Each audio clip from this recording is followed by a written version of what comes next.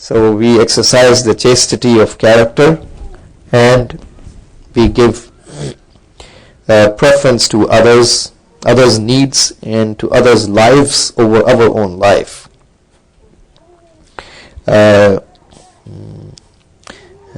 So this is a little bit introduction in the light of the hadith. Now, obviously, the stories of Isa are abundant in the life history of the Prophet and Ahlul Bayt alayhim salam, who have been doing this value throughout their life. So every night we find Imam al-Sajjad alayhi salam used to carry the food on his back hiddenly and take it to the doorstep of the fuqara. And the fuqara never knew that this food is brought by the Imam of the time, Hujjatullah and Khalifatullah. Is in the right wasi of Rasulullah, Al-Imam As-Sajjad alayhi salatu wasalam.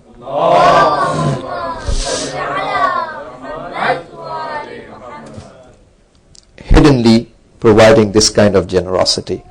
So, same is there for all the rest of the Imams who do the same behavior. Rasulullah used to do the same thing, providing food and support and help to the widows and orphans.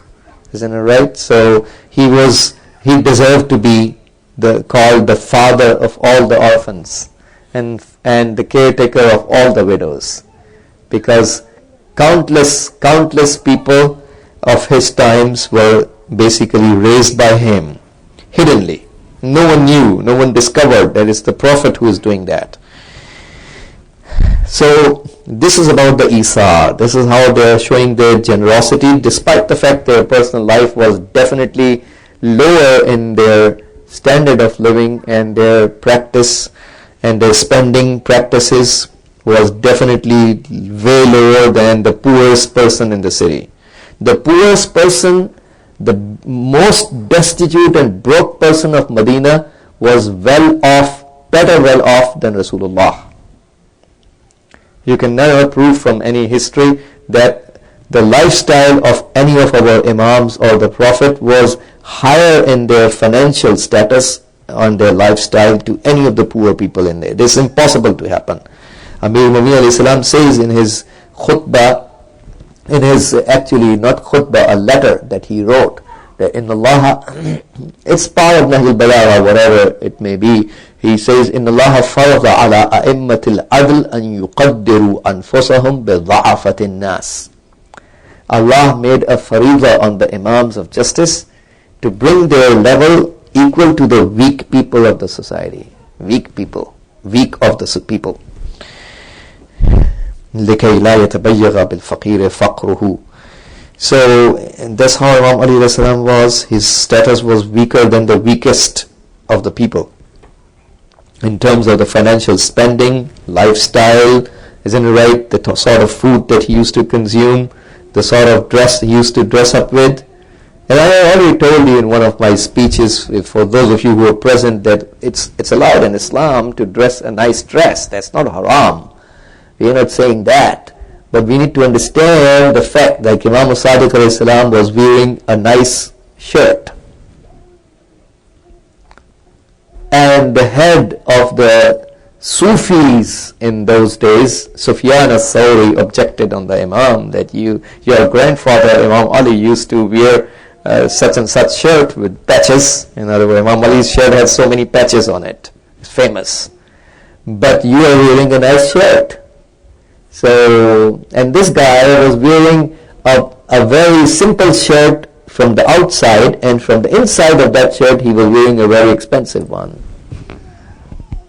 And Imam Sadiq was doing the opposite. He was wearing from the outside a nice shirt, from the inside it was a simple shirt. So this is how our Imams have been basically doing the tarbiyat of their nafs. This is the example they are setting for the highest level of tazkiyat al-nafs, taming their desires and wishes and their whims of the nafs with the simple shirt from the inside. From the outside, he's protecting his dignity and izzat and sharaf and honor, which Islam asks every moment to protect his izzat and sharaf. Allah is not asking me and you to insult ourselves. So, and then Imam Sadiq replied back to him in the time of which we learn in the light of the hadith that in the time of Imam Ali people were poor. Obviously we know Islam was new. So Muslims were poor people. Generally speaking, the huge significant number of the masses accepting Islam were, almost all of them were poor. So Imam Ali should be having a shirt with patches, because that's according to the society of and at the time in which he was living. Whereas in the time of Imam Sadiq, the situation has changed. There were so many people who have their financial status raised.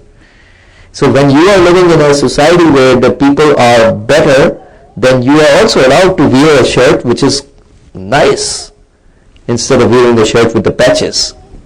So let's remember this point. So instead of, because there are some people who start objecting, I saw this and such person or this mu'min or that alim who was wearing this kind of shirt, and Imam Ali used to wear like this. We need to remember what kind of times we are living in and what is the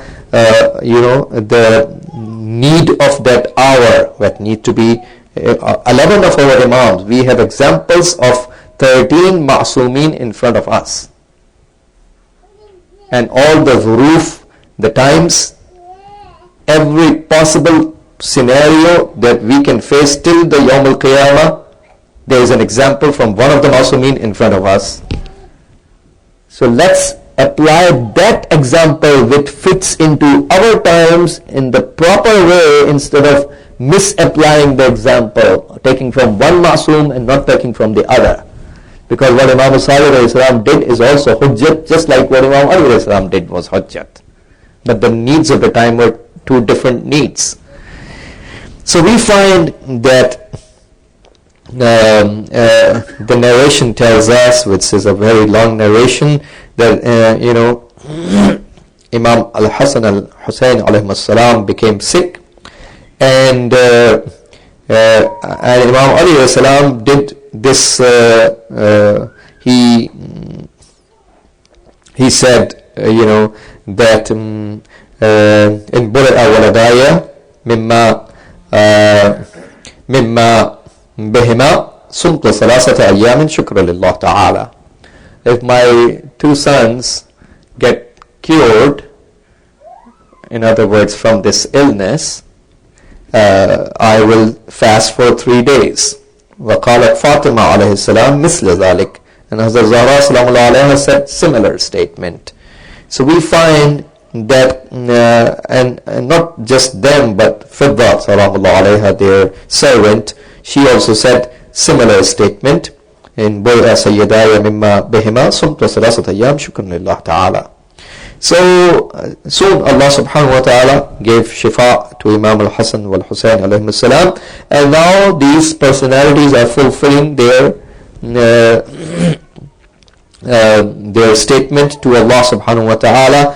Amir Mumiyya alayhi salam brought some sha'ir to his house, and Hazrat Zahra salam alayha divided it into 3, and on the first day she baked 5 breads from that, and obviously one for each person. And Amir Mumiyya alayhi salam returns back from the Salatul Maghrib. He prayed behind Rasulullah sallallahu alayhi wa alihi wa sallam. So they were all fasting. That's the first day they are fulfilling their statement to Allah. So all of them in the house of Amir Mu'min alayhi salam are fasting. At the time of iftar, فَجَاءَ مِسْكِينٌ فَوَقَفَ بِالْبَابِ وَقَالَ السَّلَامُ عَلَيْكُمْ يَا أَهْلَ بَيْتِ مُحَمَّدٍ مِسْكِينٌ مِّن مَسَاكِينِ الْمُسْلِمِينَ أَطْعِمُونِي. So when the time of iftar comes, a miskin person comes at their door and says, I'm a miskin, a destitute person from the masakin of the Muslims, and basically he doesn't have anything to eat, so give me some food. So أطعموني أطعمكم الله من موائد الجنة. May Allah provide you the food from the food spread of paradise. As soon as Imam Ali alayhi salam hears that, we are talking about the concept of Isar in Islam. Imam Ali alayhi salam says, أطعموه حصتي, give him my share. So his bread is now for the miskin person. Hazrat Zahra sallallahu alaihi said the same thing, similar thing. Her bread is also given. And the rest of the people, Al-Hasan wal-Husayn alayhi salam, and even Fidda sallallahu alayhi, everyone gives away their share, and they break their fast only with water. So they have nothing to eat, and they break their fast with water, and now the next day again they are supposed to do the fasting for the second day. For the second day, Hazrat Zahra sallallahu alayha takes the second 1/3 of that sha'ir and she makes the breads. Amir al-Mu'mineen again comes back from Salatul Maghrib, praying in Jama'at behind Rasulullah, and comes back, and now that the time arrives for them to open their fast and eat the food, we find that another person comes at their door and says, I am yatim, I am an orphan, min aytam al-muhajirin, from the orphans of the migrants of Makkah, and ustushhida walidi yawm al-aqaba, my dad passed away on the day of Aqaba, and give me some food. May Allah give you the food from the food spread of paradise. And similar thing happens. The Imam Ali and rest of the members of Ahlul Bayt, including Fidda salamullah alayha, all give away their bread. Again, they go hungry in this night. On the third day, Hazrat Zahra bakes breads from the last 1/3 of that sha'ir and makes khubz, breads from that. Imam Ali comes back from the Maghrib prayers to his house, and فَوَضَعَ الطَّعَامُ بَيْنَ يَدَيْهِ, food is put in front of him, the same bread that Zahra sallallahu alayha made.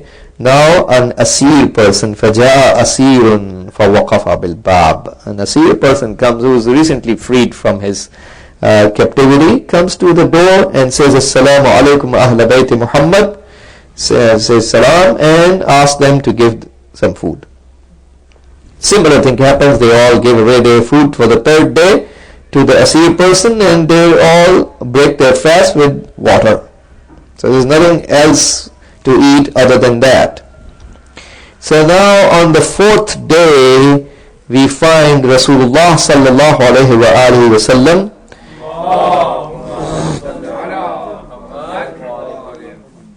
comes to the house of Amir al-Mu'mineen and Hazrat Zahra sallallahu alayha, and he sees how Hassan and Hussein alayhi salam are hungry, how Hazrat Zahra sallallahu alayha is so hungry, and Amir al-Mu'mineen is hungry, everyone is hungry. And so Hazrat Zahra was praying at that time. The narration says, هي في محرابها تصلي وقد لصق بطنها بظهرها من شدة الجوع.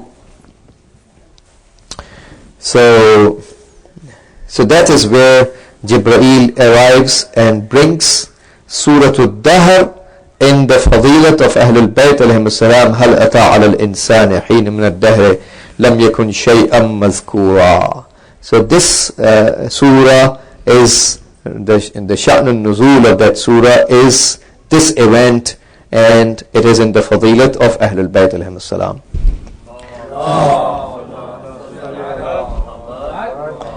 Not only the Ahlul Bayt which we mentioned, but also my teacher has said in tafsir that Hazrat Fidda salamullah alayha is also part of the fadilat of this surah.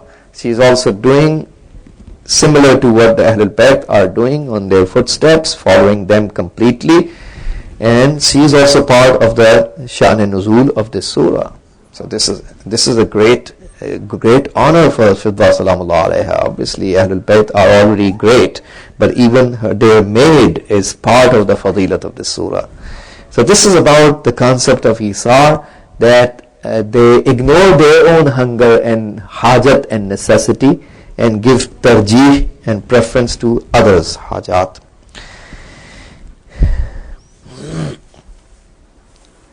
Another example is about the second classification of Isar, which is about giving preference to your life, to others' lives over your own life, which is the peak of Isar. Earlier we were talking about food or other needs of the lives of other people. You ignore your hajat and you give tarjih to other people's hajat. But now we are talking about giving tarjih and preference to other people's lives over your own life. So we find that Abu Sa'id al-Khudri has narrated that لما خرج رسول الله إلى الغار أوحى الله عز وجل إلى جبرائيل وميكائيل. Remember the story of Hijrat?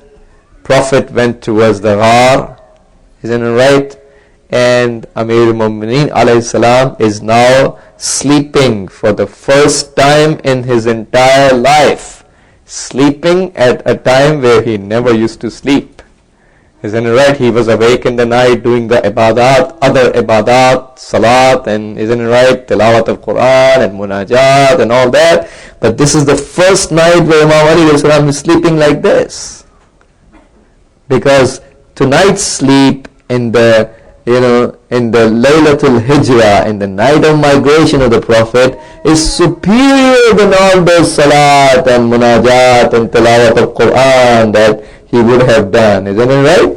So we find this sleep is all about Ithar.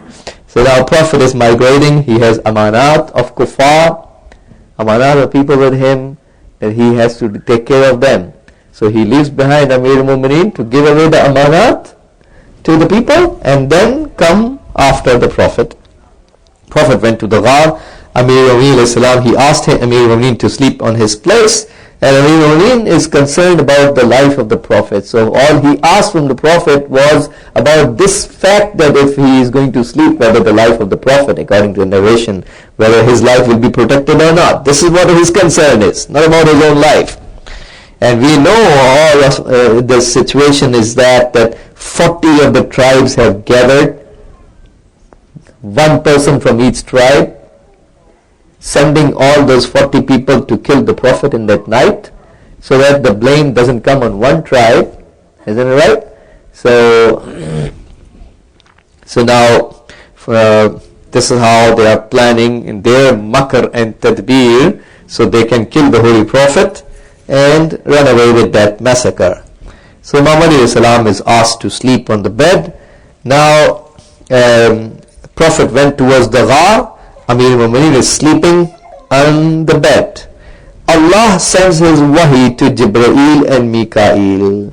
Inni qad akhaytu baynakuma. I made both of you brothers. I installed brotherhood between both of you. In other words, mu'akhat means brotherhood. Isn't it right? So Jibreel was made to be brother of Mikael by Allah. وَجَعَلْتُ عُمْرَ أَحَدِكُمَا أَطْوَلَ مِنْ عُمْرِ الْآخَرِ. And I made the life of one of you longer than the other. Allah says to Jibreel and Mikael, فَأَيُّكُمَا يُوثِرُ صَاحِبَهُ بِالْحَيَاةِ. So now which one among you is ready to do Isar towards his other companion? Is the one whose life has been given more, is any one of you ready to give away that extra life to his brother? Is Jibreel ready to give his extra life to Mikael, his brother? Or is Mikael ready to give his extra life to Jibreel, his brother? Remember the fact that we are talking about angels right now, and angels are made of nur.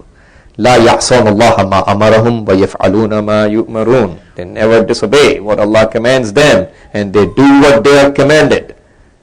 then there's zero disobedience. And we are not talking about regular angels. Some of them committed tarkul awla, and then like Futuros committed tarkul awla, like some of the Anbiya did tarkul awla. It's not haram, but tarkul awla that Futuros did. We're not talking about the regular malaika. Some of them committed tarkul awla. We are talking about the greatest of the angels were four. The most muqarrab and closest of all the angels of Allah. Is not an ordinary thing. Jibreel, anyone who denies Jibreel is a kafir. Anyone who denies Jibreel is a kafir, because Jibreel is mentioned in the Holy Quran. Denying one verse of Quran equals to the inkar of the entire Quran. So here we're talking about ordinary people right now, ordinary persons right now. We're talking about some of the greatest angels of Allah. So Allah is asking both of them, which one among those two are ready to do Isar? That means give away his life that he has more towards his brother. فَكِلَاهُمَا اِخْتَارَ حُبَّ الْحَيَاةِ.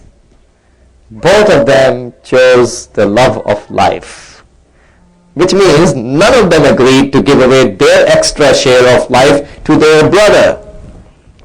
فَأَوْحَى اللَّهُ عَزَّ وَجَلَّ إِلَيْهِمَا أَفَلَا كُنْتُمَا مِثْلَ عَلِيِّ بْنِ أَبِي طَالِبٍ. If you were, in other words, like Ali ibn Abi Talib, أَخَيْتُ بَيْنَهُ وَبَيْنَ مُحَمَّدٍ صَلَّى اللَّهُ عَلَيْهِ وَآلِهِ وَسَلَّمَ. I did muakhat, and his brotherhood between him and Rasulullah sallallahu alaihi Muhammad sallallahu alaihi wasallam. فَبَاتَ عَلَى فِرَاشِهِ. So Amir al-Mu'mineen, Imam Ali alayhi salam, slept on the bed of the Prophet. So now, اهبطا إلى الأرض, go down to the earth, فاحفظاه من عدوه, and protect him from his enemy. Allah is now commanding Jibreel and Mikael to go down and protect him, that means Imam Ali, from his enemy. Now the narration says Jibreel is standing close to the head of Imam Ali alayhi salam, and Mikael is standing close to the feet of Imam Ali alayhi salam.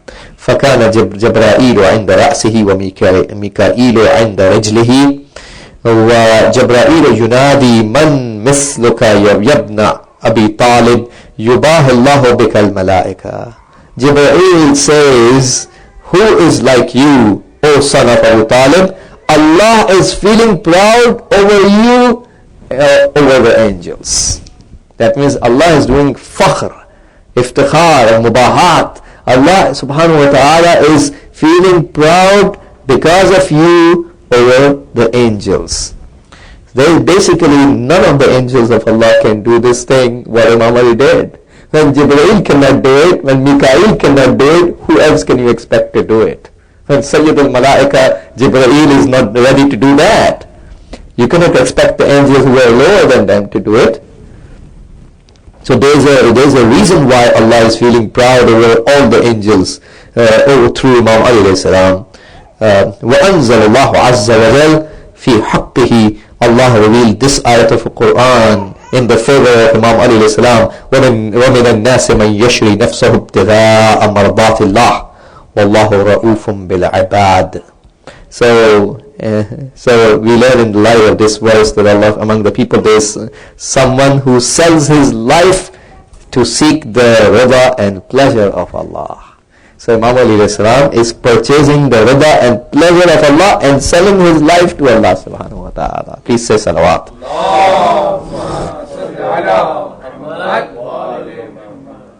This is how, this kind of personality deserves to be Imamul Kainat wa Sabitat, someone who is the leader of every existence in the world other than Allah. We call him Imamul Kainat wa Sabitat. All the mawjudat. We don't use the word mawjud for Allah. We use the word wujud for Allah. Allah is Ainul Wujud. The word mawjud is used for things which Allah created and provided the ni'mat of wujud to them. Mawjudat are khalaiq of Allah subhanahu wa ta'ala. For Allah, we don't use the word He is mawjood. Yes, we can say it literally speaking, we can say it, but in philosophy, we don't use that word. We usually use the word wujud, aynul wujud. Isn't it right? He is the essence of existence itself. And those people to whom He provides the existence are called mawjudat. So Amir al-Mu'mineen is the Imam of all the mawjudat. Every mawjud is under the imamat of such a person who holds no importance for his life and every importance for Allah subhanahu wa ta'ala. Please say another salawat.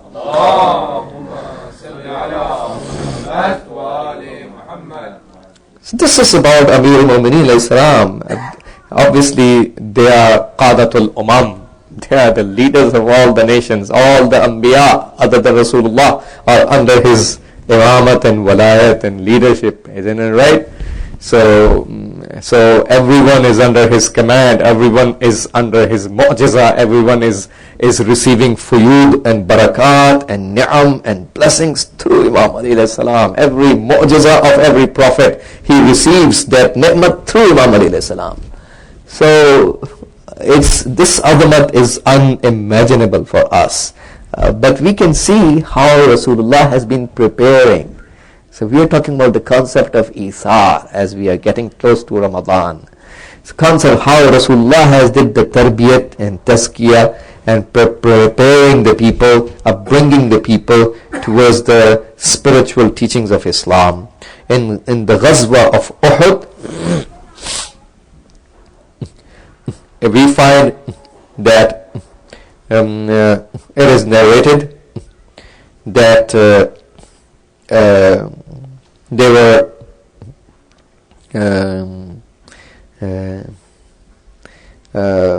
were people who were, in every battle it's like this, there are people who are serving the soldiers. Those who serve the soldiers also get the great sawab, isn't it right? Not just serving the soldiers in providing food and logistics and water, but even the postage, the barid.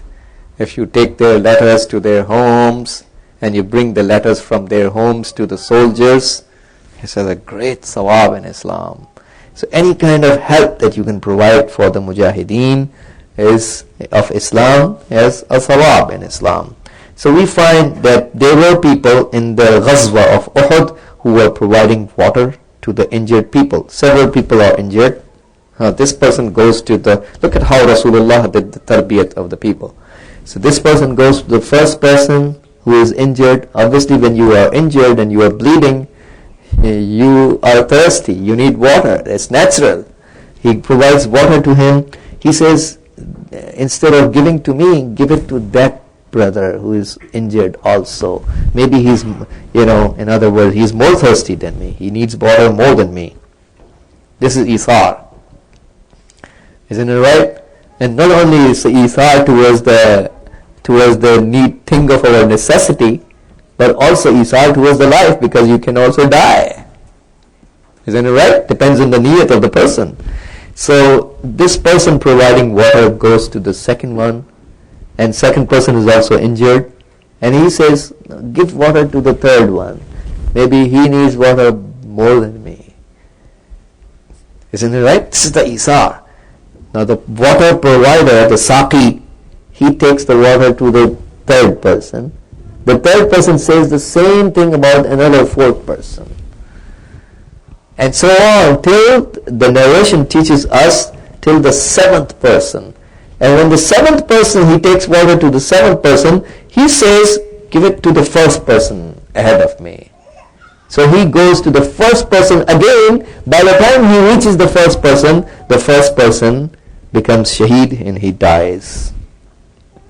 So this is how is the tarbiyat done by Rasulullah sallallahu alaihi wasallam for the people in Ithar.